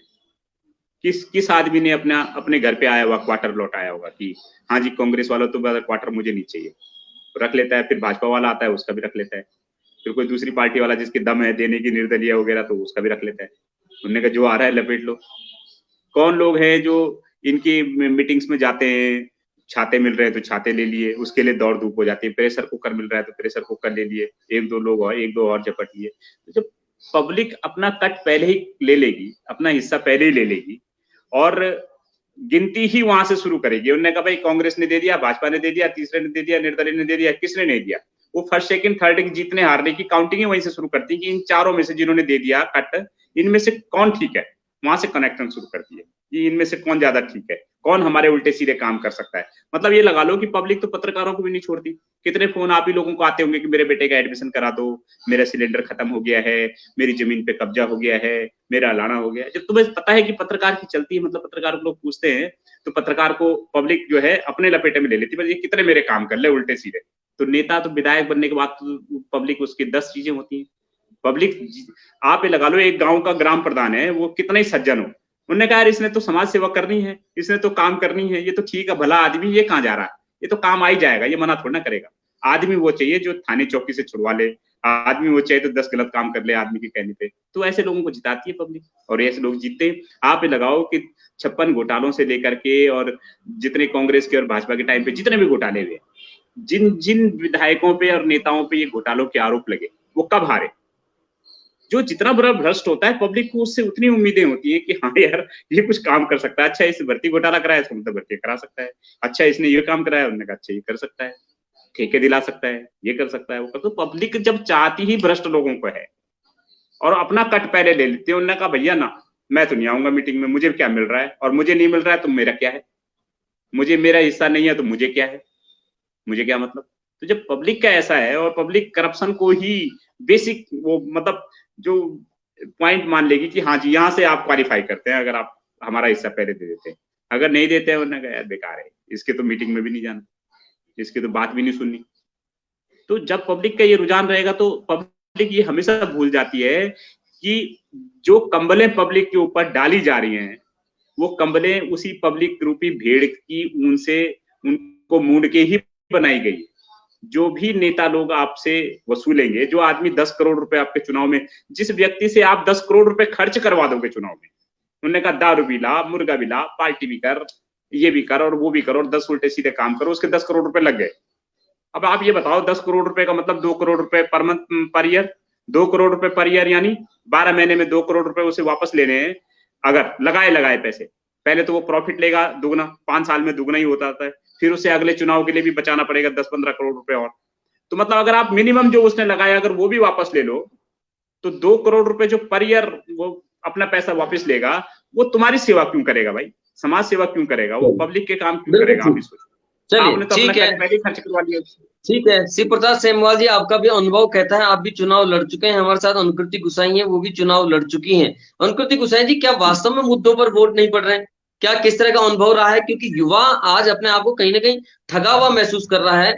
युवा चाहता है उसके विजन के मुताबिक कहीं ना कहीं उत्तराखंड बने। आपको क्या लगता है, कैसा अनुभव आपका रहा?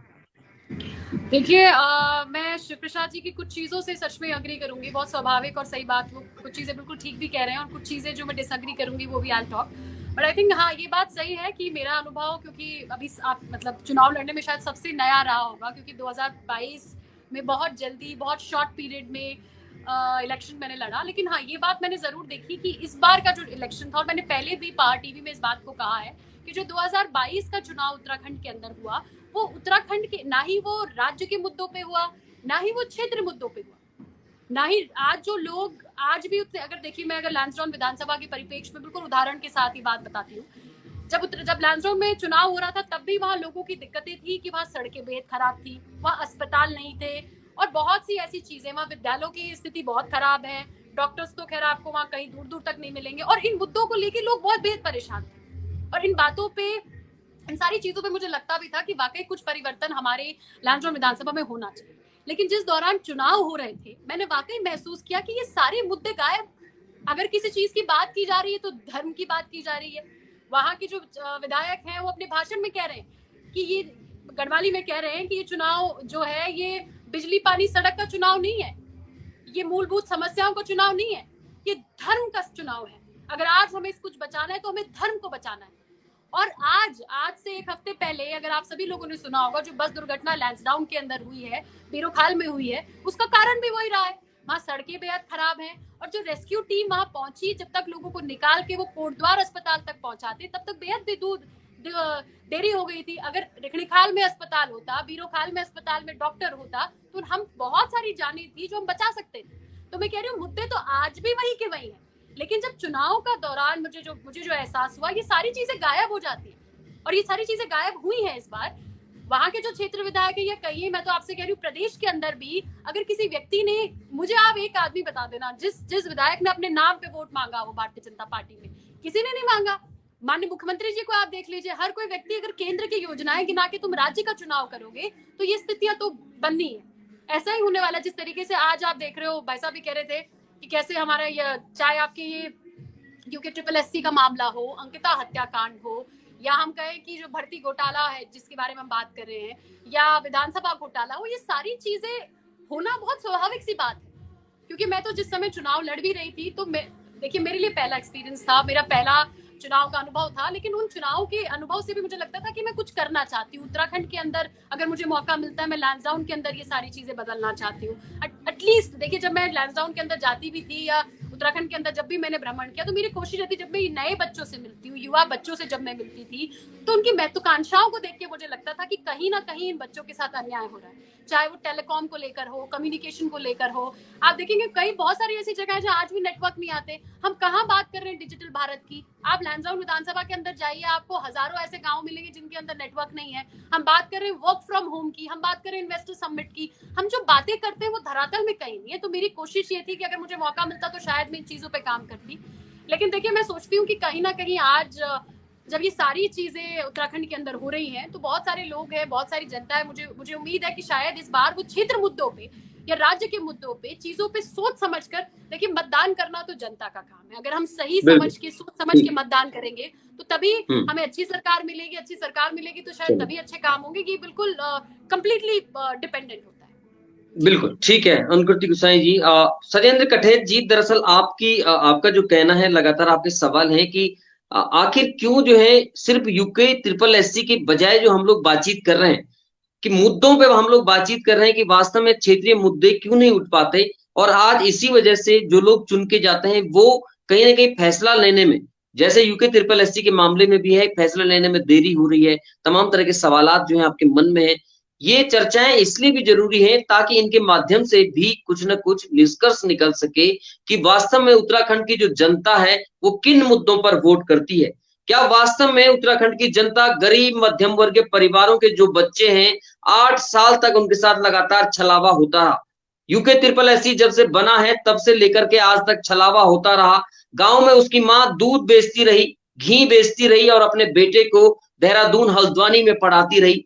बेटा 0.5 नंबर से हर बार रुकता रहा। आखिर उसके पीछे क्या कारण थे? किस तरह से उसकी नौकरियां जो है बेची गई और उसकी नौकरियों पर किस तरह से जो है एक बड़ा भ्रष्टाचार का जो एक जाल था वो पूरी तरह से फैला हुआ था, ये भी देखने का विषय है।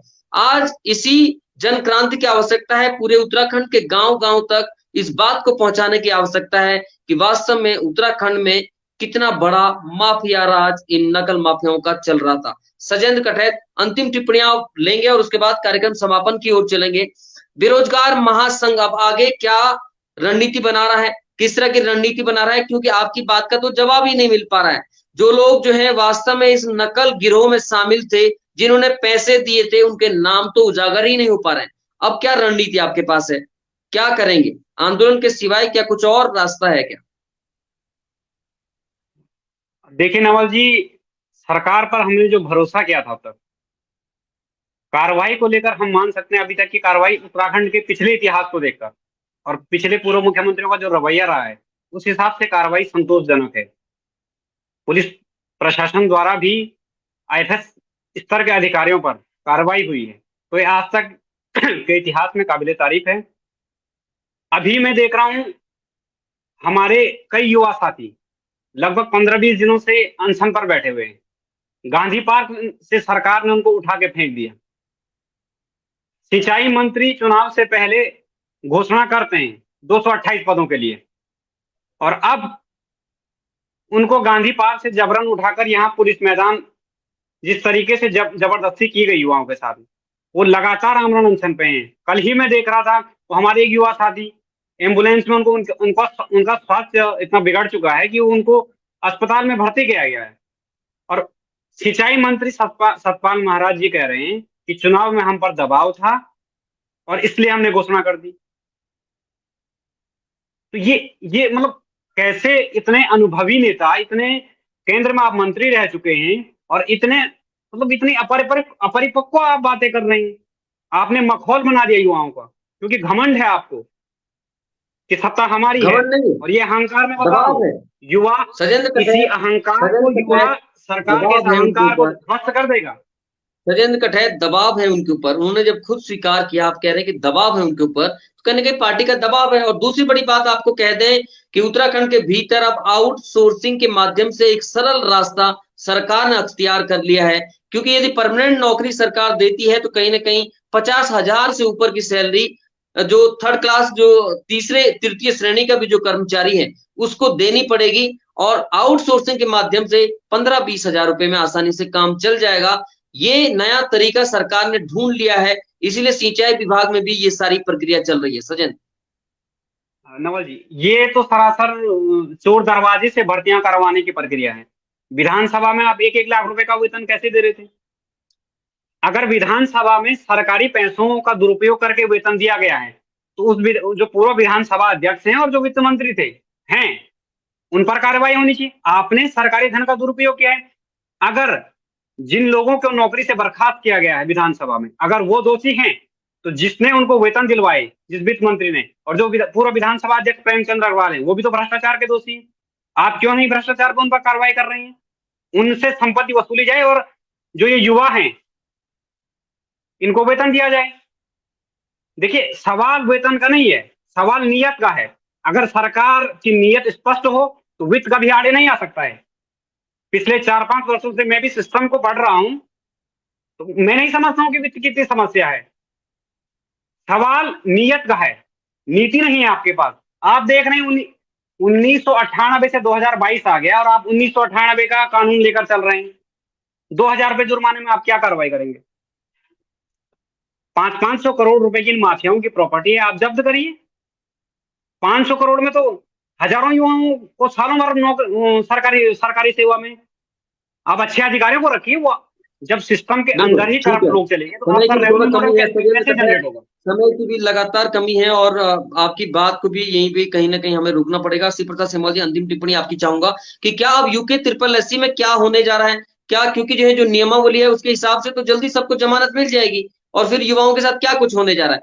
संक्षिप्त आपकी बात सुनेंगे और उसके बाद अनुकृत जी आपके पास आ रहा हूँ, फिर कार्यक्रम समापन की ओर बढ़ेंगे। जी,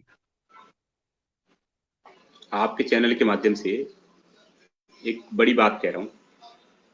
दरअसल जो असली खेल होता है ना, असली खेल ही कोर्ट में होता है।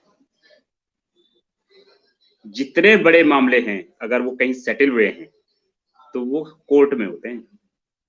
तब तक उसको हाइट दी जाती है, और जब सेटल हो जाता है तो कितनी पैरवी करनी है, कितनी चूल्हे में लकड़ी डालनी है, कितनी पीछे खींचनी है, ये सब सियासत के जानकार और ये जो सरकारें चला रहे हैं, देश चला रहे हैं, ये सब बड़ी बातें जानते हैं।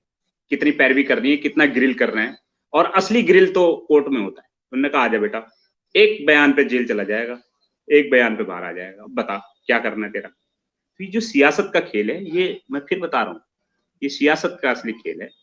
किसी को नहीं पड़ी है बेरोजगारों की क्या हो रहा है, क्या मर रहे हैं, क्या बच रहे हैं, किसी को नहीं पड़ी। अभी तक जितनी कार्रवाई हुई, जो भर्ती कैंसिल होनी थी वो नहीं हुई, जो इसका कोई मतलब नहीं है वो कैंसिल हो गई। बाकी बेरोजगार मांग कुछ और कर रहे हैं, इनके अध्यक्ष मांग कुछ और कर रहे हैं, बेरोजगार संख्या कुछ और रहा है, ये कर कुछ और रहे हैं, सीधी सीधी बातें। और SIT के पास खुद इन्होंने बोला, SIT को, उन्होंने कहा जी जितना चाबी भरेंगे उतनी चलेगी SIT STF, जितनी चाबी पीछे खींच लेंगे उतनी नहीं चलेगी, हाथ में है। तभी तो विजिलेंस की जांच त्रिवेंद्र रावत के टाइम पे रुकी रही और अब चालू हो गई। त्रिवेंद्र रावत के टाइम पे क्यों रुकी होती है अगर विजिलेंस अपने हाथ में होती? मैं फिर कह रहा हूं कि जितना युवा, क्योंकि जो भी पावर लेता है, देखो हम भी, मीडिया भी किससे पावर लेता है? जितने लोग हमें, जितनी हमारी व्यूअरशिप होती है पब्लिक से, जनता जनार्दन से। नेता लोग किससे पावर लेते हैं? पब्लिक से, जितने लोग वोट देते हैं। फिर से कह रहा हूं, युवाओं को अपनी ताकत पहचाननी पड़ेगी। जितना आप लोग इस मुद्दे को जीवित रखेंगे, जितने एग्रेसिवली अपने हकों के लड़ेंगे, उतनी आपको हक मिलेगा। और अगर आप सोचते हैं कि इनके भरोसे आपको कोर्ट चला गया मामला, कोई पैरवी कर लेगा, आपकी मरीज की तीमारदारी और कोर्ट की पैरवी, केस की पैरवी खुद करनी पड़ती है। युवाओं से भी, बेरोजगारों से भी, और युवाओं के अभिभावकों से भी, जिन्होंने इन बेरोजगारों को सड़कों पे अकेले लड़ने के लिए छोड़ दिया और खुद अंधभक्त और चमचे बने हुए हैं, उन अभिभावकों से भी मेरा निवेदन है कि सड़कों पे आओ, अपने बच्चों का साथ दो। नहीं तो तुम्हें तो सरकारी नौकरी मिल गई, कुछ लोग, कई लोग पेंशन खा रहे होंगे, आपके बच्चों को पेंशन भी नहीं मिलती, और अगर तुम अभी भी चुप रहे ना तो जो नए बच्चे इनके बच्चों के बच्चे होंगे इनको नौकरी भी नहीं मिलेगी, रोजगार भी नहीं मिलेगा। मैं आपको बता दूं, तो जब तक पब्लिक नहीं होगी तब तक कुछ नहीं। ठीक है। शिव प्रसाद सेमवाल जी का कहना है कि कहीं ना कहीं खेला हो गया है और वो खेला कहीं ना कहीं अब कोर्ट में जाके होगा, जहां पैरवी पर कुल मिलाकर ये पूरी जांच जो है अब कहीं ना कहीं रुक जाएगी। एक तरफ से गिरफ्तारियां हो रही हैं, दूसरी तरफ से जमानत हो रही है। युवा समझ नहीं पा रहा है कि आखिर उसके साथ किस तरह का न्याय हो रहा है, ये भी देखने वाली बात होगी। अनुकृति गोसाई जी, तमाम अभिभावक भी देख रहे हैं, युवा भी देख रहे हैं, क्या उन्हें कहेंगे आप कि इस पूरे भर्ती घोटाले को लेकर के पूरे प्रदेश में एक तरफ बवाल रहा और अब जिस तरह की प्रतिक्रियाएं आ रही हैं, जो चीजें हो रही हैं, एक तरफ से जेल के अंदर जो है जो माफिया हैं वो जा रहे हैं, दूसरी तरफ से जमानत लेके बाहर आ रहे हैं, क्या कहें? देखिए नाल भाई, मैं अभी शिव प्रसाद भाई साहब को भी सुन रही थी और कुछ चीजें वो बिल्कुल सही भी कह रहे हैं। देखिए जिस तरीके से वो कह रहे हैं कि जितनी चाबी भरोगे उतना आगे जाएंगे, क्योंकि जो एसटीएफ है या एसआईटी है, आप उसे समझोगे तो वो तो प्रदेश की बनाई हुई कमेटी है और उत्तराखंड सरकार इस समय कभी नहीं चाहेगी कि वो बैकफुट पे आए, पर दिखाने के लिए, क्योंकि युवाओं को शांत करने के लिए या कुछ चीजों को जैसे कहते हैं ना लीपापोती करने के लिए थोड़ी देर जेल में डाल दिया फिर निकाल दिया। और ये भी सच्चाई की बात है कि जो असली लड़ाई है वो जुडिशरी सिस्टम के अंदर जाके होती है। तो मुझे कहीं ना कहीं ये मुझे व्यक्तिगत रूप से लगता है कि इस पूरे मामले की जांच जो है वो सीबीआई से होनी चाहिए। और कई बार तो मैं आपसे सही कहूँ तो इस समय तो सीबीआई पे भी आप भरोसा नहीं कर सकते, क्योंकि दोनों जगह जो सरकार है और जो सीबीआई पूरा सिस्टम है, this is so much governed bye them. तो अगर ऐसा हो सकता है, this is my personal suggestion, कि अगर हम कहीं ना कहीं जुडिशरी के किसी रिटायर्ड जज को लेकर या जुडिशरी सिस्टम के किसी मेंबर को लेकर कमेटी का गठन किया जाए और उसके बाद उसके अंतर्गत इसकी पूरी जांच की जाए, तो मुझे लगता है कि कहीं ना कहीं हमारे युवाओं के साथ इंसाफ होगा। क्योंकि जहां तक आप देखिए, जिस तरीके से मैं आपसे कह भी रही थी कि जब हम कह रहे हैं कि अधीनस्थ सेवा चयन आयोग के अंदर गड़बड़ी है या पेपर लीक है या कमीशन देकर नौकरियां मिली हैं, तो एसटीएफ पे आप कितना भरोसा करोगे? एसटीएफ के अंदर जो अधिकारी हैं वो कहाँ के अधिकारी हैं? वो भी शायद ऐसे आए होंगे। एसआईटी के जो अधिकारी हैं वो भी ऐसे आए होंगे, किसी ना किसी को पैसा दिया होगा। देखिए अब तो आज ये बात हम सभी लोग इस बात को कह रहे हैं, तो इसकी जो जांच है, अगर हम उसकी निष्पक्षता चाहते हैं और हम चाहते हैं कि निष्पक्ष रूप से जांच हो, हमारे युवाओं के साथ न्याय हो, आने वाली पीढ़ियों के साथ न्याय हो, तो इस बात को गंभीरता से लेते हुए हम सभी, देखिए पहले तो सरकार का काम है कि उसको, ये जो हम लोगों की मांग है वो ये है कि एसआईटी की जगह सीबीआई को दे, और सीबीआई से भी नहीं तो हम इसके अंदर जुडिशरी सिस्टम की एक कमेटी, जिसमें कोई रिटायर्ड जज हो, जुडिशरी सिस्टम के कोई लोग हो जो राजनीतिक रूप से कहीं से इन्फ्लुएंस ना हो। देखिए बिकॉज पॉलिटिकल इन्फ्लुएंस पूरे देश के अंदर आज हम देख सकते हैं, चाहे वो सीबीआई हो, एसआईटी हो, एसटीएफ हो, ईडी हो, एवरीथिंग इज पॉलिटिकली इन्फ्लुएंस्ड। और आज अगर हम निष्पक्षता की बात करेंगे तो जुडिशरी सिस्टम पे जो हमारा बिलीफ है, आज तक जो जुडिशरी सिस्टम पे बिलीफ है, उसको लेकर और उनकी अध्यक्षता में कोई कमेटी गठित हो और उसके अंतर्गत इसकी जांच हो, तो मुझे लगता है कहीं ना कहीं आने वाली पीढ़ी को या ये जो बच्चे हैं, जो युवा साथी हैं, उनको न्याय मिलेगा। देखिए अगर हम बात कर रहे हैं कि विधानसभा घोटाला या जितने यूके ट्रिपल एससी घोटाला, अब देखिए मैं तो दोनों चीजों को दोषी मानती हूँ। जब कोई पहले तो सबसे बड़ी गलती है कि उन बच्चों को लगाना, उन बच्चों की नौकरियां जो है वो आपको लगानी नहीं चाहिए थी, चलिए गलती हुई। आज आप सोचिए कि उनको निकाल के बाहर फेंक दिया गया है, तो उनकी तो उसमें कोई गलती नहीं है। देखिए कोई भी आदमी जब कोई अगर किसी को अप्रोचेबल होता है तो व्यक्ति कोशिश करता है कि भैया चलो आप हमें कहीं लगा दी।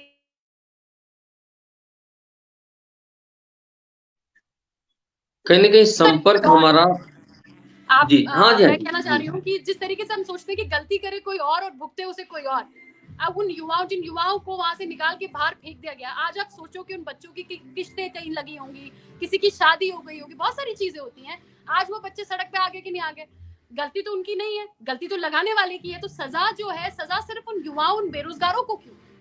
सजा तो उनको भी मिलनी चाहिए जिन्होंने ये भर्तियां की हैं। अब चाहे वो बीजेपी की हो, कांग्रेस को, देखिए मुझे नहीं फर्क पड़ता इस बात से, बट बात ये है कि चाहे किसी भी दल के हो, लेकिन उनको सजा इसलिए मिलनी चाहिए क्योंकि उन्होंने युवाओं की भविष्य के साथ खिलवाड़ किया। उनके साथ तो जो जिनको नहीं, देखिए दो तरह के युवाओं के साथ खिलवाड़ है। एक जिनको नौकरी देके आज निकाल दिया, दूसरे जिनकी जगह उन दो लोगों को नौकरी दी, जो लोग शायद उस लायक थे या उस कमीशन से निकलते या एग्जाम देकर पास होते हैं, जो टैलेंटेड बच्चे थे उनके साथ तो आपने अन्याय किया ही किया। और जिनको नौकरी लगाया आज उनको सड़क पे लाके खड़ा कर दिया, तो उनके साथ भी तो अन्याय है ना। तो मुझे लगता है कि इस पूरे मामले को आज गंभीरता से लेने की आवश्यकता है, सरकार को भी, और जिस तरीके से भाई साहब भी कह रहे हैं कि जरूरत है आज की युवाओं को भी इस मामले को ठंडा ना पड़ने दें और इस पे जितनी कोशिश हो सकती है आज हम सबको एक साथ खड़े होकर इस पे बात करनी चाहिए। और अगर जो भी व्यक्ति इन्फ्लुएंसिंग व्यक्ति है, अपनी आवाज को मुखर करके खड़ा हो सकता है, उसको आज अपने युवाओं, उत्तराखंड के भाई बहनों के साथ खड़ा होना चाहिए। बिल्कुल। सबसे ज्यादा गंभीरता से अगर इस बात को किसी को लेना चाहिए तो वो जनता है, और जनता को इस बात को गंभीरता से लेना होगा ताकि उनके भविष्य के साथ जो खिलवाड़ हो रहा है, उनके बच्चों के साथ, उनके बेटे बेटियों के साथ जो खिलवाड़ हो रहा है वो ना हो, और भविष्य में कम से कम एक सख्त कानून बने। सरकार एक तरफ जो है दूसरी जो भर्ती परीक्षा है उनको यूकेपीएससी के थ्रू कराने जा रही है, जबकि अभी नकल रोधी जो कानून है वो भी नहीं बन पाया है, और उन लोगों की सूची भी जारी नहीं हो पाई है जिन्होंने नौकरी के नाम पर 15-15 लाख रुपए दिए हैं। कहीं फिर से वो लोग इस गिरोह में शामिल होकर के इस दूसरी भर्ती को भी देंगे और उस परीक्षा में भी बैठेंगे।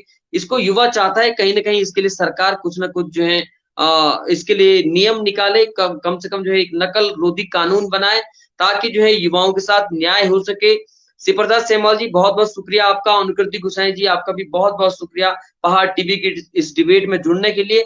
पहाड़ टीवी लगातार युवाओं की आवाज उठाता रहा है, लगातार हम लोग जो है यूके SSS से लेकर के अंकिता हत्याकांड और तमाम उन मामलों को हम लोग लगातार उठाते रहते हैं जो उत्तराखंड के ज्वलंत मुद्दे हैं। लेकिन अब आवश्यकता है, जनता को भी कहीं ना कहीं जागरूक होना पड़ेगा ताकि जनता भी इन मुद्दों में साथ रहे और जनता की लड़ाई को आगे लड़ा जा सके। देखते रहिए पहाड़ टीवी, तब तक नमस्कार।